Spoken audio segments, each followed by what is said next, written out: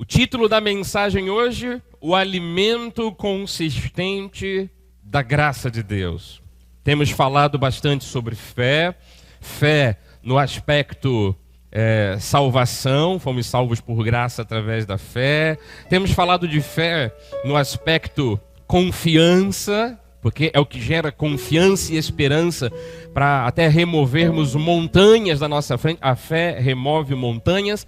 Mas temos falado também sobre fé em termos de o compêndio de conhecimento de Deus. Aquilo que Deus tem como regra de fé. As palavras de fé da Bíblia Sagrada. E dentro desse terceiro aspecto, a gente percebe pela Bíblia Sagrada um alimento que é muito consistente. Para mim e para você que somos amadurecidos, diga amém. Para mim e para você que somos crescidos espiritualmente, experimentados na palavra, nós não podemos voltar mais ao leite, ao alimento básico. Desculpa aqui a expressão, a papinha. Nós temos que ir a alimentos consistentes. Em relação à fé, vamos falar hoje sobre isso, o alimento consistente da graça de Deus. Se você tem aí a sua Bíblia para acompanhar, Hebreus 5:14 diz que o alimento sólido é para os adultos, para aqueles que pela prática têm as suas faculdades exercitadas para discernir não somente o bem, mas também o mal. Toda pessoa que tem a mente evoluída, as faculdades mentais exercitadas, na verdade, tem essa capacidade de saber o que é certo, saber o que é errado, saber o que é bem e mal. E é por isso que ela escolhe, ela opta por um alimento consistente, um alimento sólido. A mensagem da graça de Deus.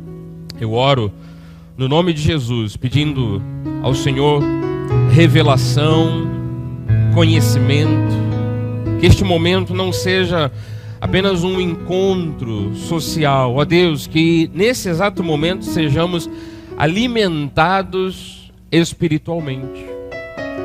O Senhor traga para o nosso coração o conforto necessário.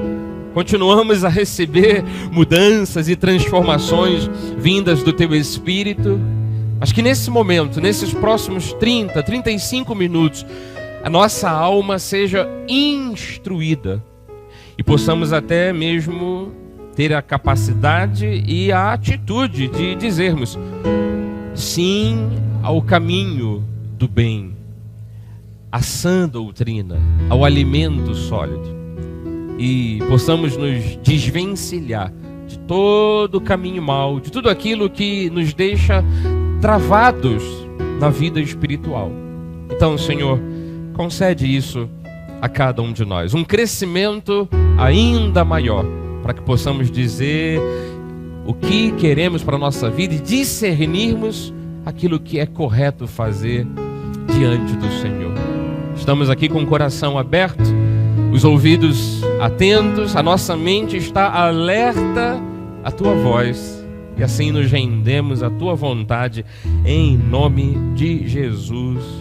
Todos digam amém, amém e amém. Graças a Deus. Obrigado, nosso presbítero Eduardo. Você sabe, este assunto de alimento sólido, do verdadeiro alimento que o cristão deve consumir, não para o seu estômago, mas para a sua vida espiritual. Esse é um assunto recorrente de Paulo. Paulo, que escreveu aos Hebreus, ele escreveu isso para vários outros grupos de irmãos. Então, é um sinal de que é um assunto importante. E você percebe que quase 2000 anos depois das cartas de Paulo, é o mesmo drama que é vivido pela igreja dos dias de hoje.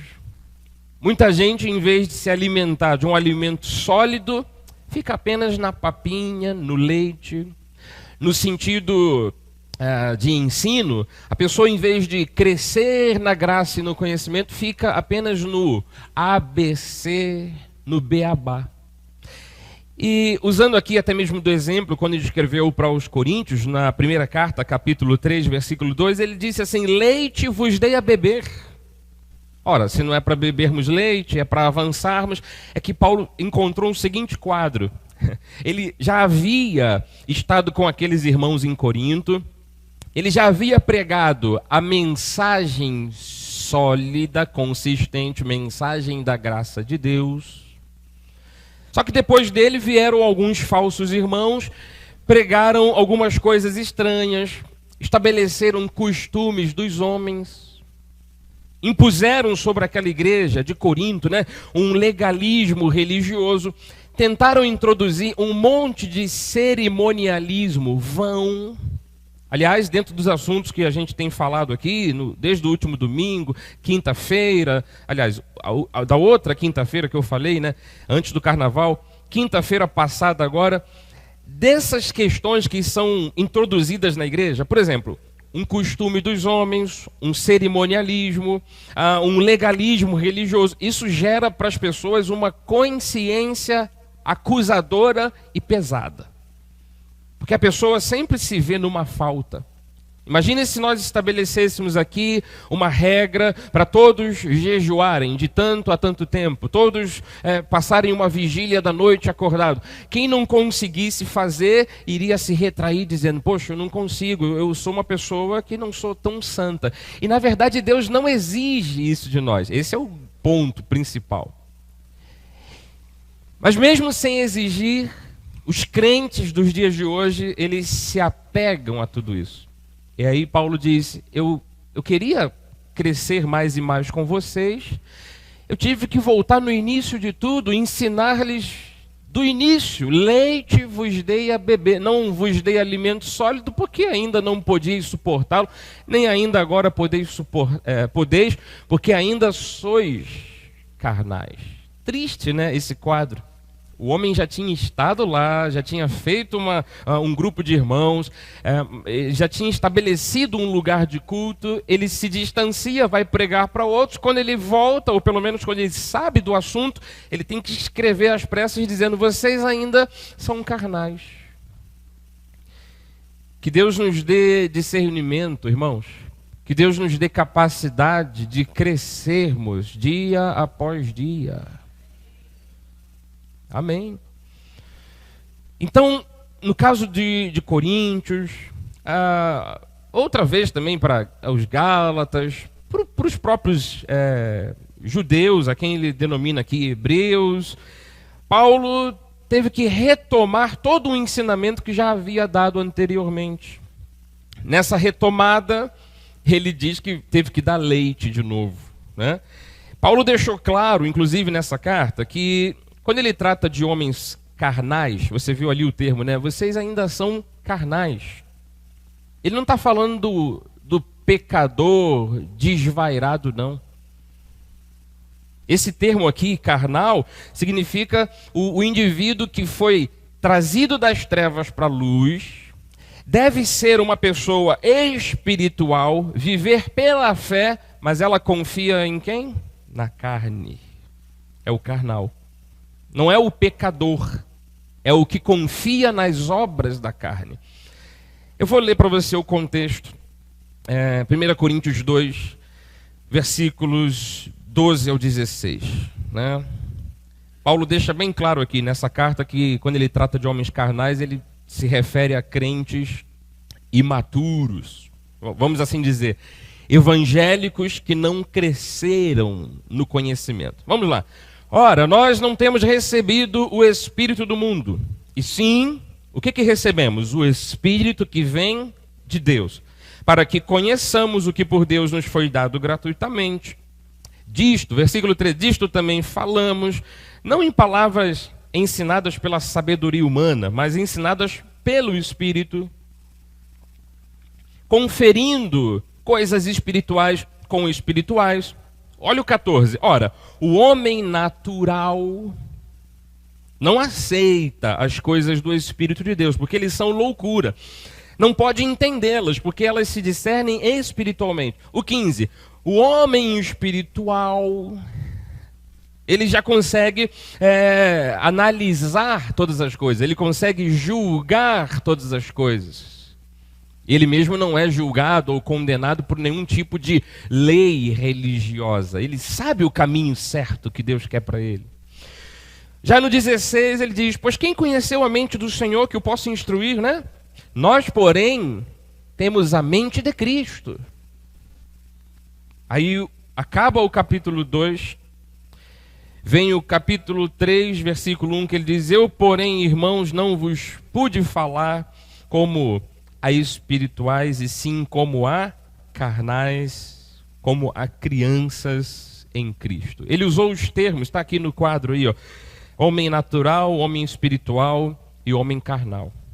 Nesses 1, 2, 3, 4, 5, nesses 6 versículos aqui, ele usou os 3 termos. O que é o homem natural? O que não teve conversão ainda. O que não teve um novo nascimento, geralmente está no mundo, alheio às coisas de Deus. Ainda não se converteu. O que é o homem espiritual? É o que Deus deseja de todos nós e vê todos nós nessa forma. É aquela pessoa que já foi convertida, já tem a revelação, tem a possibilidade de crescimento espiritual. Aliás, de acordo com uma boa igreja que ensine a palavra, tem fundamentação bíblica. E o que é o homem carnal? Não é o pecador. É o homem espiritual, o que deveria ser chamado de espiritual, mas que em vez de confiar na fé, confia na força do próprio braço. Porque se eu fizer um jejum de tantos dias, eu vou obter. Ele confia na carne, em vez de confiar na fé, ou por fé. Ele confia de que uma abstinência de alimento, de que um sacrifício físico, de que uma penitência, ou vamos mais para o que tem acontecido nos nossos dias, ele acredita que se tirar dinheiro do bolso e pagar por uma vasilha de água, uma vasilha de azeite, ou uma colherzinha de pedreiro para fazer a construção da vida, seja do que for, porque as igrejas hoje em dia distribuem todos esses souvenirs, esses elementos místicos que trazem feitiçaria para a igreja. Ele acredita que fazendo algo fisicamente, humanamente, por um esforço carnal, vai obter alguma coisa de Deus. Lê do engano. Só que nesse grupo de pessoas carnais, Paulo diz, vocês começaram bem e estão indo por um caminho errado. É triste vermos que, eu acredito que uns 80% da igreja no Brasil e no mundo está indo por esse caminho errado. Aí Paulo chama assim, eu não pude falar a vocês como amadurecidos, eu tive que falar com vocês como se estivesse falando com crianças. Naquele versículo 1, né? Aí eu coloquei aqui o termo criança, do original grego népios, que é o inexperiente. Aqueles crentes já estavam lá naquela igreja há algum tempo. Paulo pregou a palavra, viajou para longe, ele deveria encontrar aqueles irmãos amadurecidos. E ele diz assim, vocês são inexperientes, vocês são ingênuos. A expressão que ele usou, quando chamou de criança, significa aquele que ainda não aprendeu a falar corretamente todas as palavras. O que não aprendeu até mesmo a se equilibrar corretamente. Nós não queremos ser assim, nem na nossa vida pessoal, nem na vida profissional. Imagina, um indivíduo que nunca amadurece como pai, que nunca amadurece como mãe. Um indivíduo que nunca amadurece, nunca cresce profissionalmente. Nós não queremos isso. Às vezes o caminho é difícil, é árduo, né? Hoje em dia a gente encontra os adolescentes que vão até os 30 anos de idade, a geração canguru, né? Fica dentro da bolsa da mamãe canguru. A gente não quer isso para nós. Isso é prejudicial para a vida. Agora, em termos espirituais, em saber o caminho certo, em ter uma consciência limpa diante de Deus, eu não posso ter esse mesmo quadro também. Eu tenho que crescer, eu tenho que ser experimentado, eu tenho que começar a sair do leite para um alimento mais consistente. E isso não são experiências sensoriais ou extrasensoriais com Deus, não. Esse alimento mais consistente, ele vem aqui de dentro da Bíblia Sagrada, quando ela é bem ensinada, bem aplicada, bem instruída, e quando a gente tem o discernimento. É isso que Deus quer de mim. Quando você sabe o que Deus quer, você não vive os temores e os terrores que a maioria dos religiosos vivem nesse mundo. Eu sei que tem muita gente que confunde a mensagem da graça de Deus como algo assim, libertino, é um oba-oba, sabe? Deus não quer mais nada de nós. Não, não é bem assim. Eu acho que a nossa responsabilidade até é muito maior, porque você sabe que é tudo por fé. Não é por subir uma montanha, não é por andar de joelhos, não é por fazer nada fisicamente, mas sim aguardar pela fé um milagre, uma provisão, uma porta aberta. Saber que Deus está agindo. A responsabilidade é muito maior. Porque no final das contas você diz, foi Deus e Deus somente. E olha a prova de como eles estavam agindo como crianças. Coríntios 3:3 diz assim: porque havendo entre vós ciúmes e contendas, não é assim que sois carnais e andais segundo o homem? O 4. Quando, pois, alguém diz, eu sou de Paulo. Havia essa divisão naquela igreja de Corinto. Outros diziam assim, eu sou de Apolo. Paulo diz, não é evidente que vocês estão seguindo a homens em vez de seguirem diretamente a Jesus? Interessante que houve um racha aqui na igreja, não sei a proporção, mas mesmo os que se diziam, eu sou de Paulo, porque Paulo prega umas coisinhas diferentes, Apolo está introduzindo coisas estranhas. Esses mesmos não faziam uma força maior para influenciar os outros irmãos. Talvez estivessem ali só na onda, sabe, por gostar mais de um ou de outro.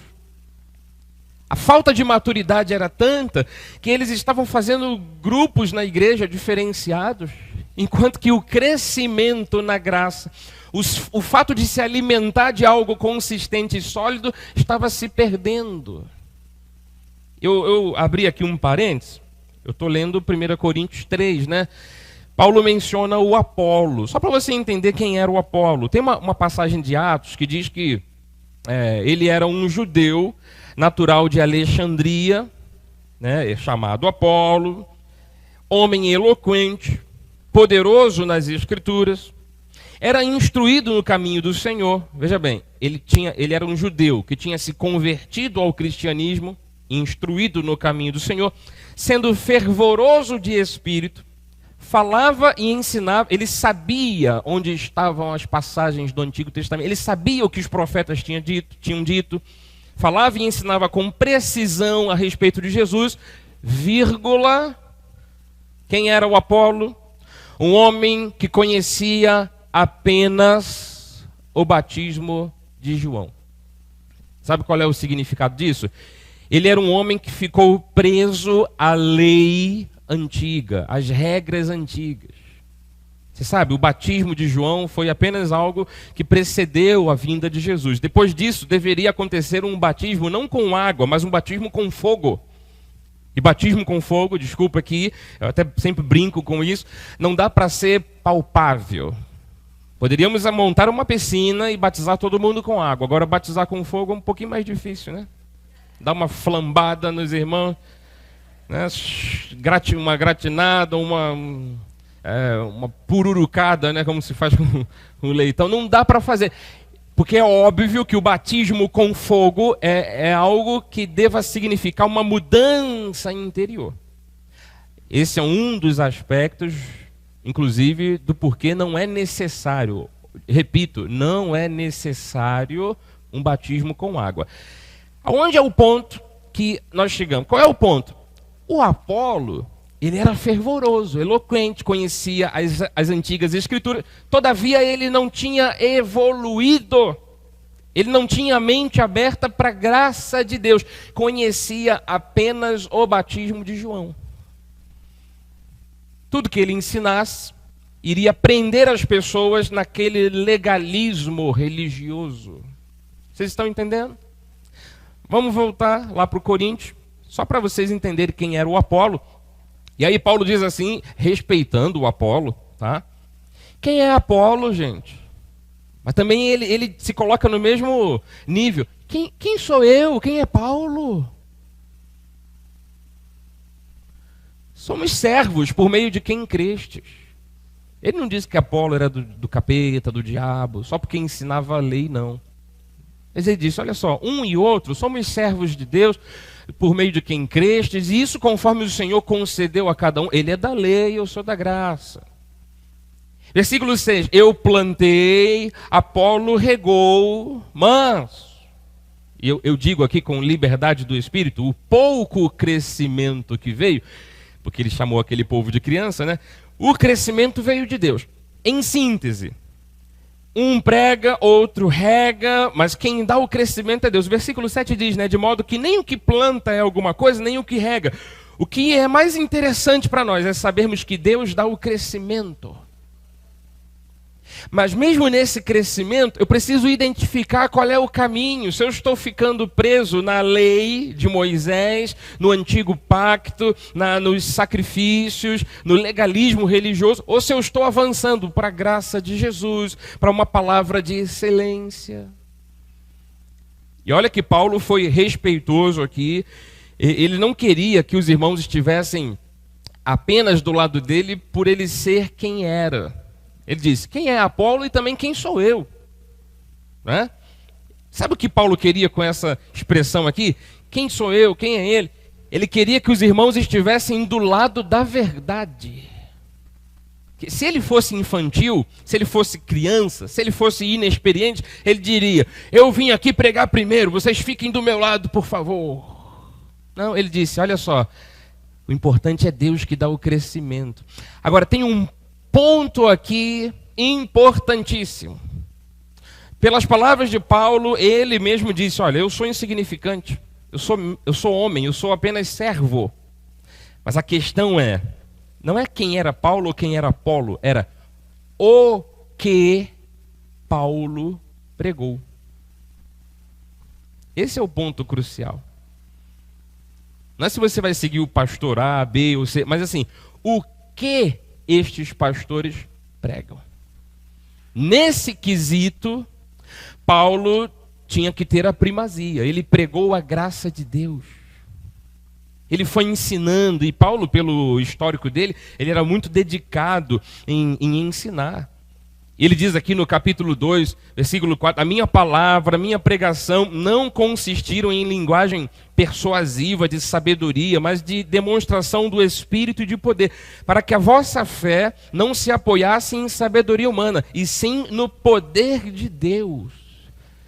Então, por esse trabalho que ele tinha feito, dado um alimento consistente, por isto que Paulo plantou naquela igreja, é que ele estava reivindicando aqueles direitos. Ei, gente, vocês estão crianças, vocês ainda não cresceram. É o que nós temos que fazer com a nossa própria vida hoje, amados, criarmos um alerta dentro de nós mesmos, para não ficarmos presos ao legalismo religioso e avançarmos. Declaramos nesta manhã que somos espirituais. Não somos crianças, somos gente amadurecida, com as faculdades mentais exercitadas. Porque se uma pessoa ensina, como ele diz aqui, né, sabedoria humana, ela vai ensinar religiosidade, conceitos legalistas, doutrinas dos homens, crendices. Sabedoria humana tem a ver com misticismos. Eu poderia dar uma lista enorme aqui do que é ensinado hoje nas igrejas, que está totalmente fora da Bíblia Sagrada.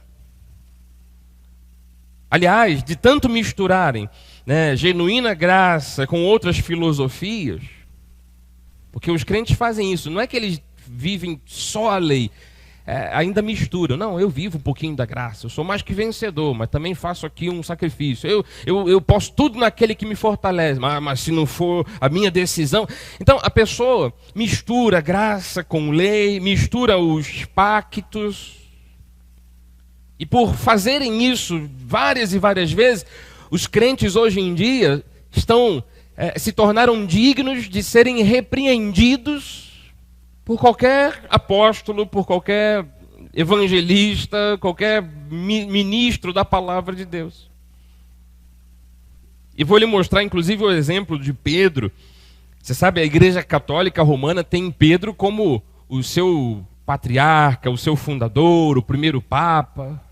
Sabe o que aconteceu com Pedro? Pedrão, apóstolo. Gálatas 2:11. Essas são palavras de Paulo. Ele diz assim: quando porém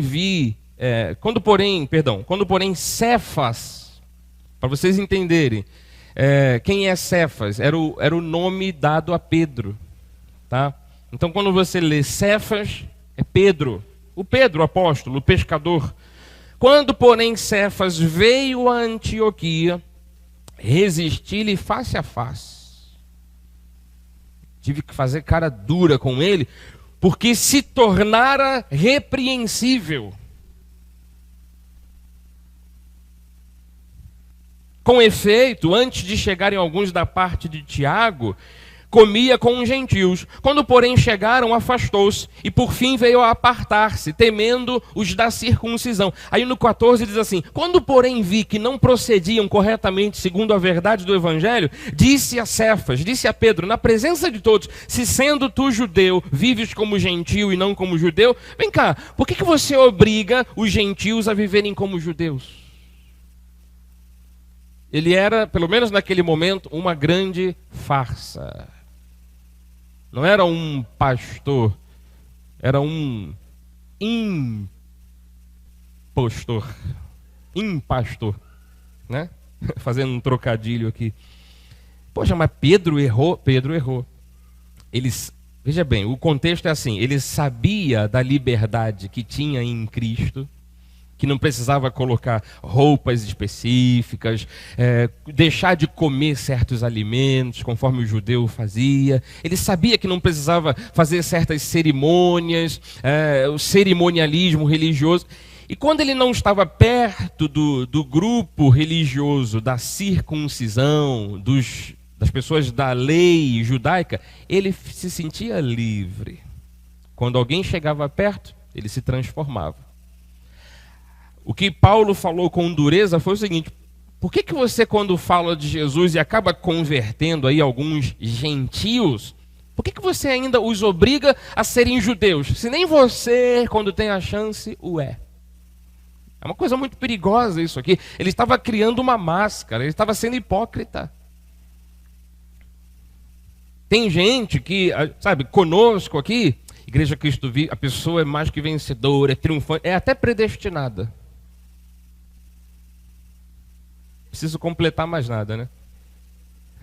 Quando se junta com outras pessoas, diz: é pela lei, é pelo joelho no chão. Ai de nós se não formos nós.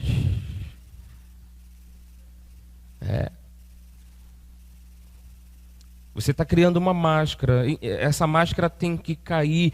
E onde começou o erro de Pedro?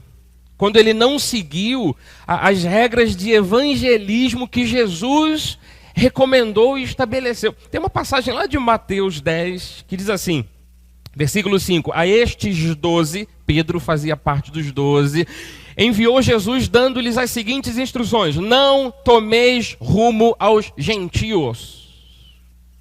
Mas tinha muito mais gente do lado de fora do que dentro ali de Jerusalém e Israel. Por que não tomar rumo aos gentios? Porque eles eram no sangue, no DNA, na mente, judeus. Provavelmente eles pregariam a Jesus Cristo, anunciariam o evangelho, levando toda aquela carga do judaísmo. Mas bispo, tem que pregar para o mundo inteiro. Sim, Deus escolheu Paulo. Deus escolheu a cada um de nós nos dias de hoje, mas para os 12 ele disse: não tomem rumo aos gentios, nem entreis em cidade de samaritanos. O versículo 6, mas de preferência, é claro que se você topasse com alguém e você quisesse falar do reino, falasse, tudo bem. Mas assim, de preferência, procurai as ovelhas perdidas da casa de Israel. A missão dos 12 apóstolos era pregar para o povo de Israel, para que não se confundisse essa coisa do que é a graça de Deus com a lei antiga de Moisés. Mais uma prova de que nós, hoje em dia, temos a liberdade em Cristo de termos uma consciência pura, santa e dizermos: não fazemos sacrifícios, não fazemos penitências e mesmo assim estamos em linha com Deus. Que ninguém te julgue, meu amado. Que ninguém te condene porque você não guarda um sábado, porque você come de tudo, ou porque não faz jejum, ou não se batizou, ou isso, aquilo. Que ninguém te julgue por isso. Esteja com a tua consciência tranquila. Só para ir para o final aqui, já são, você acredita, são 11h05.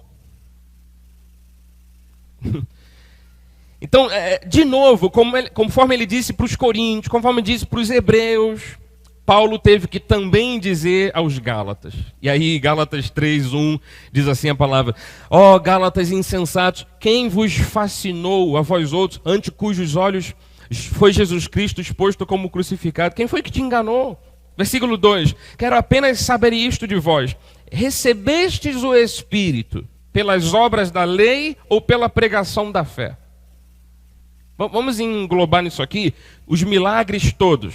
Você recebe cura porque Jesus legitimamente te cura pela fé no mundo espiritual, ou você recebe cura porque pagou uma oferta ou subiu a um monte?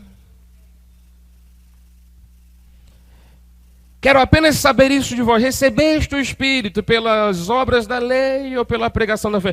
Versículo 3: sois assim insensatos, que tendo começado no Espírito, estejais agora vos aperfeiçoando na carne. Vocês começaram tão bem e agora estão se desviando. Versículo 5: aquele, pois, que vos concede o Espírito e que opera milagres entre vós, porventura o faz pelas obras da lei ou pela pregação da fé? Óbvio que é pela pregação da fé. Óbvio que é pelo caminho mais excelente da graça de Deus. E o que são essas obras da lei?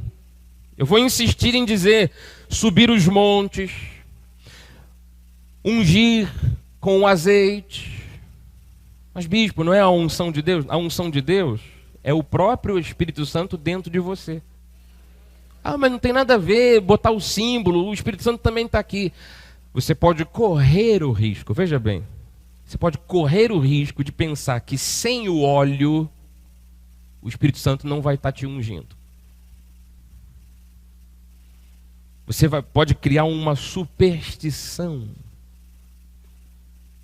Que tipo de obras da lei acontece hoje em dia? Lavar os pés, fazer vigílias, jejuns, purificações com água, batismos, aspersão de sangue, circuncisão, raspar cabeça ou deixar cabelos grandes, votos penitenciais, espalhar arruda, sal grosso, rosa ungida, tratamento com água, tudo isso. Você sabe, toda religiosidade aprisiona o homem. E acusados lá na própria mente, acusados pela própria consciência, os crentes ficam com uma consciência negativa, cauterizada. Sequer abrem a boca para se alimentar do alimento sólido da graça de Deus. Acham até estranho. Tudo por fé? Só pela graça? Tá fácil demais. Jesus disse que o caminho é estreito. O caminho é estreito. Sabe o que significa caminho estreito no original? Caminho exato. É um caminho só. Não, porque a igreja Cristo Vive é a igreja da... Quando eu estive fazendo missões lá no interior de São Paulo, o pessoal falava assim, igreja da porta larga. Era o interior de São Paulo, porta larga. Igreja da porta larga. Só que Cristo nos chamou para sermos livres, amados. Ele nos chamou para a liberdade. Aleluia. Gálatas 5, 3 minutos a gente termina. Para a liberdade foi que Cristo nos libertou. Permanecei, pois, firmes. Você vê que tem uma grande chance de eu me desviar do caminho da graça. Não, porque eu vou ali numa vigília, eu vou ali na casa da irmã Batata. Sabe quem é a irmã Batata? Aquela que ora, fala em língua, tudo que ela fala é... Exatamente, a irmã Batata. Eu vou ali no profeta, eu vou ali nisso. Não, porque igreja pequena, que é coisa, bispo. O senhor não sabe, eu sei. Eu já pastoreei igreja pequena, já fiz parte de igreja pequena. Né? Eu não gosto daquela música que diz igreja pequena, onde Deus falava. Como se Deus não falasse numa igreja grande. Então as pessoas criam as cismas, né? E ela pode se desviar. A dica de Paulo é: permaneçam firmes, não se submetam de novo. A gente já veio de lá. Alguns já vieram do espiritismo, outros do catolicismo, outros do legalismo religioso evangélico. A gente já veio de lá, a gente está recebendo instrução. Então não fique debaixo de um jugo de escravidão. Eu, Paulo, vos digo, se vos deixar de circuncidar, se você se apoiar na carne, se você se apoiar nas obras da lei, Cristo de nada vos aproveitará. De novo testifico a todo homem, versículo 3, que se deixa circuncidar, que está obrigado a guardar toda a lei, hein? Versículo 4 diz: de Cristo vos desligastes, vós que procurais justificar-vos na lei, da graça decaíste. Aí o versículo 7 e o 9 ele diz: vós corrieis bem, quem vos impediu de continuar a desobedecer a verdade? Você sabe, um pouco de fermento. Não, eu sou da graça, mas eu tenho só um negocinho que isso eu não abro mão, é da lei, eu não abro mão disso. Um pouco de fermento, às vezes, pode estragar toda a massa. E o alimento consistente da graça de Deus é a sã doutrina, é a vida vivida por fé. A minha conclusão é a seguinte: nós não podemos, não devemos ficar nos alimentando só de leite. Faz parte para quem começa a caminhada, ok? Muitas pessoas são convertidas em várias igrejas que estão debaixo de um legalismo muito pesado. Mas é bom e é necessário que essa pessoa saia daquele ABC e cresça. Então você que já conhece essas verdades, ou você que tem conhecido, não fique se alimentando só de leite, você vai enfraquecer. Procure o alimento sólido. E eu leio aqui de novo aquele versículo inicial, Hebreus 5,14. O alimento sólido é para os adultos. Diga, sou eu, bispo, sou eu. Para aqueles que pela prática têm as suas faculdades exercitadas para discernir não somente o bem, mas também o mal. Aqui acaba o capítulo 5, né? Começa o 6. Por isso, já que nós temos a mente exercitada na verdade, por isso, por causa desse exercício mental, por causa desse crescimento, porque somos adultos, estamos ao mesmo tempo que estamos lendo e aprendendo isso, estamos assumindo isso para nós, ok? Estamos assumindo isso. Por isso, ponha de parte. Não fique se alimentando disso. Ponha de lado, ponha de parte os princípios elementares da doutrina de Cristo. Da doutrina de Cristo? Tudo que é doutrina de Cristo é bom, entre aspas. Teve coisas que Cristo fez nos substituindo. Ainda bem que ele foi lá para o deserto, 40 dias, ficou lá jejuando, para eu não precisar fazer isso. Ainda bem que ele passou uma perseguição terrível. No momento de aflição de Jesus, ele chegou a suar sangue. Isso é caso exceto. De tanta aflição, de tanto que estava um turbilhão no corpo físico de Jesus. Ele até foi numa cerimônia de batismo, até para que eu não precisasse pensar assim, poxa, eu tenho que ir lá me batizar várias vezes para me purificar. Faço parênteses, principalmente para quem acha que o batismo purifica ou salva, porque esse é o grande perigo.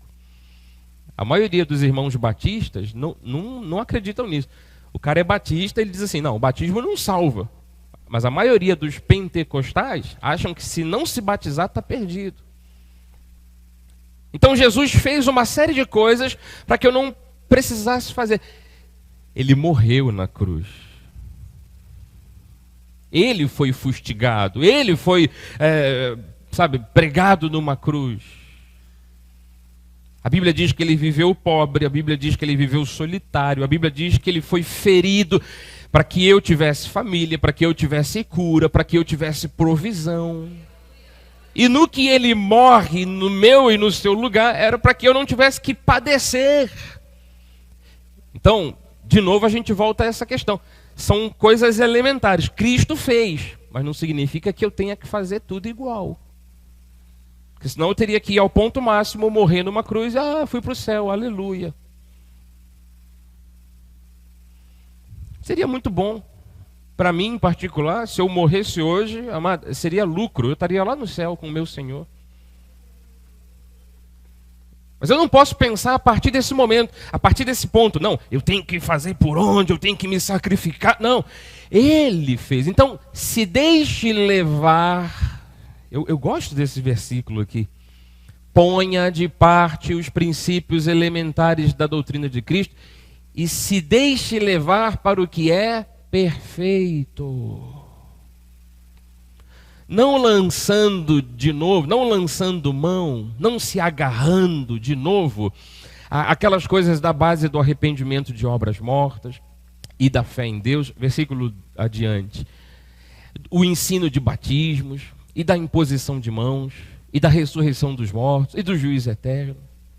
Por exemplo, batismos. Purifica, não purifica? Imposição de mãos. Se não for o pastor a botar a mão, alguma coisa não vai acontecer. Não. A Bíblia diz que quem foi chamado para o reino pode impor as mãos sobre os enfermos, orar e eles serão curados. Então não é uma pessoa poderosa e outra sem poder. Então esses assuntos todos, deixemos de lado e sigamos para a perfeição. E é tão difícil fazer isso que no versículo 3, Paulo diz assim, mas isso faremos se Deus permitir, irmão. Tomara Deus nos ajude a colocarmos isso na mente de um monte de gente. Eu termino dizendo uma coisa. Paulo plantou, eu estou aqui de alguma forma regando a palavra, mas olha, Deus vai dar o crescimento. É pela fé que nós somos curados, é pela fé que nós somos transformados, é pela fé que há abundância, é pela fé que há libertação e grande livramento, é pela fé em Jesus. Em Jesus. Em Jesus. Então procure esse crescimento, cresça na graça, cresça no conhecimento. E saiba de uma coisa, você já está pronto para isso. Paulo disse assim em Coríntios 3,6, ele nos habilitou para sermos ministros de uma nova aliança, não da velha aliança. E acredite, por fim, naquilo que Jesus estabeleceu. Ele se tornou o fiador. Hebreus 7,22.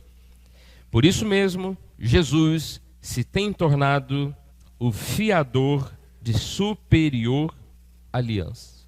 Não mais eu que vou tentar pagar o preço. Eu não pude pagar, eu não poderia pagar, mas ele foi o fiador. Ele pagou. Se ele pagou, tudo está feito. Tudo está consumado. Eu vou aguardar em Deus, orando, dedicando a minha vida a Deus, dedicando a minha vida à santidade. Eu vou aguardar em Deus por todas as coisas, por uma cura, por um milagre, por uma provisão, somente pela fé. E o meu alimento, enquanto isso, terá que ser sólido. Alimento consistente da graça de Deus. Assim seja, assim disse o Senhor. Aleluia!